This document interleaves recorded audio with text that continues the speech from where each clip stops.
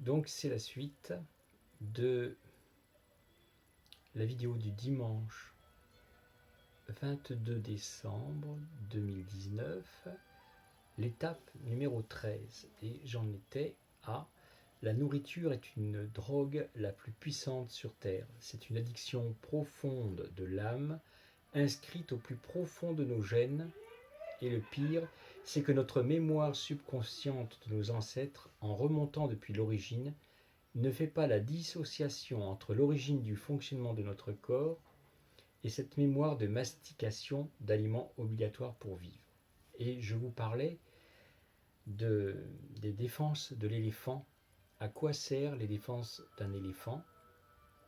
Puisque là, il ne mange pas du tout avec, il s'en sert un petit peu, mais vraiment, c'est pas très très utile. D'ailleurs, même quand il ne les a pas, ça ne l'empêche pas de vivre.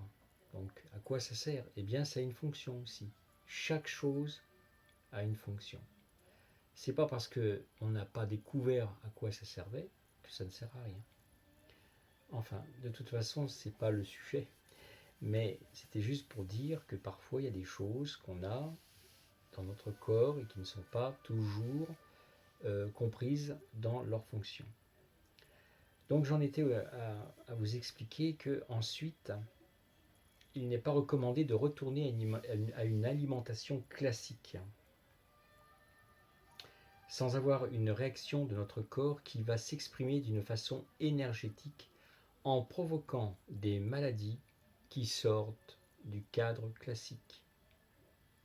C'est pour cela qu'il est important, avant d'avancer sur ce chemin, de bien comprendre ce qui va se passer après. Et ensuite, si vous avez pris votre décision, il faut avancer sans se retourner. Ce n'est pas un jeu. C'est à prendre au sérieux, car votre corps réagira sans concession avec l'espoir que vous allez franchir toutes les étapes. En effet, dès que votre corps comprend ce que vous souhaitez faire, il va faire quelque chose d'invisible pour vous.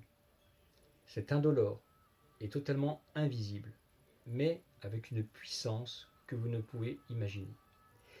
C'est que ce que votre corps va faire, c'est une connexion avec l'univers, avec la source, avec le fonctionnement originel de votre corps de lumière, et cette transmutation de l'atome des cellules de votre corps s'accompagne d'une modification de votre cerveau dans la connexion des neurones qui vont faire un nouveau schéma mental et une création de connexion avec des forces spirituelles, avec des vibrations que vous n'avez jamais encore pu ressentir.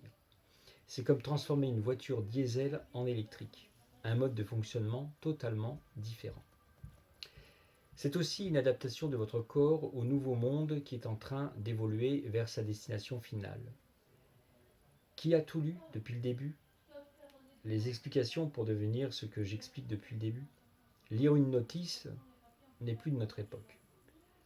Plus personne ne prend le temps de comprendre et d'approfondir une finalité qui est compréhensible uniquement avec l'ensemble de toutes les étapes.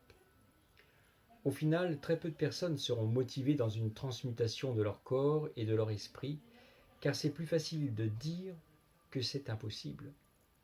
Il existe une véritable difficulté, c'est nous-mêmes, dans la volonté de vouloir et de croire pour un changement aussi radical, et cela n'est pas évident. Un simple exemple. Prenez au sérieux la méditation que je vous propose et dites-moi si vraiment rien ne s'est passé. Je pense que si vous suivez la notice du fonctionnement de ce que j'explique, c'est obligatoire, vous aurez un résultat. Il faut aussi se rappeler que toutes nos actions, nos pensées, nos émotions, etc. interagissent avec la biochimie de notre corps. Donc, notre taux vibratoire, le champ électromagnétique de la Terre augmente et accélère de jour en jour.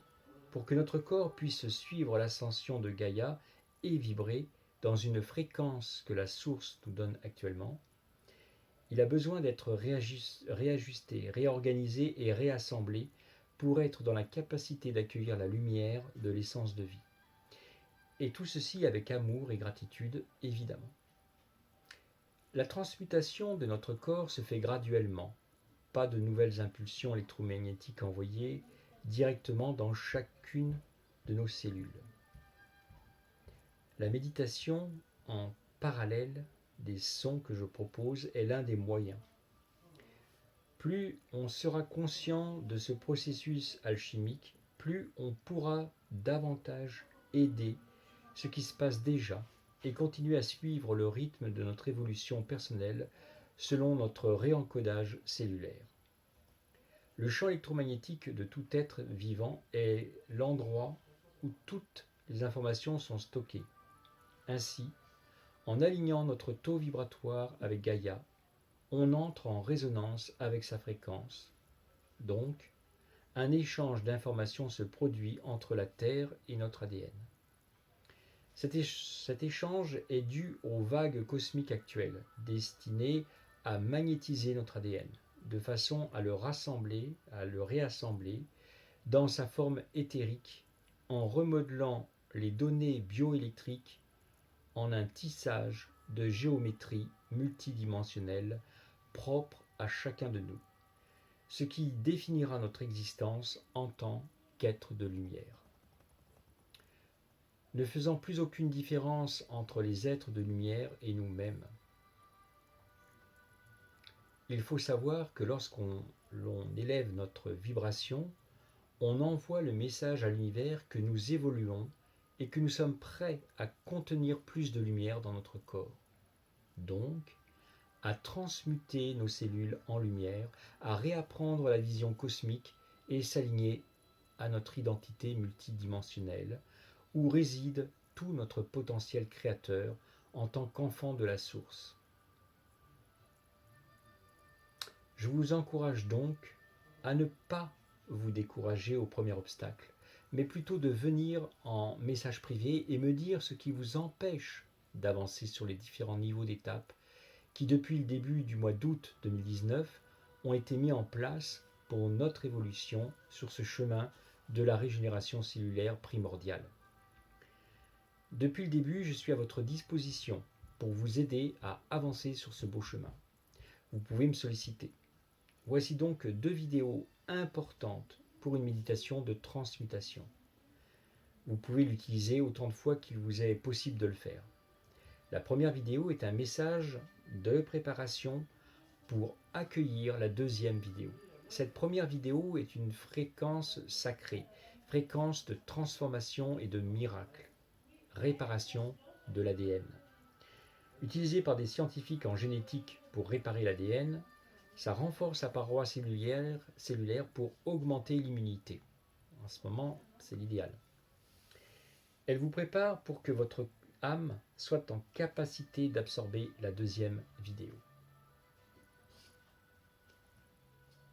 Cette deuxième vidéo, qui complète la première, c'est une musique composée de sons qui favorisent la relaxation, qui apaisent profondément l'esprit. C'est une aide pour la méditation profonde que je vous propose. Elle permet le calme et la sérénité, une relaxation totale de l'esprit et du corps pour une relaxante et détente profonde. Ça permet de se connecter à la source. Ça procure un bien-être puissant. Ça libère l'endorphine et apaise la douleur naturellement. Ça fait baisser l'activité du mental, diminue l'impact des émotions négatives, clarifie les pensées et la conscience. Fait chuter le taux de cortisol, l'une des hormones sécrétées par la glande surrénale et responsable du stress. Prenez le temps pour vous-même de faire cette méditation car vous en avez besoin et votre âme aussi.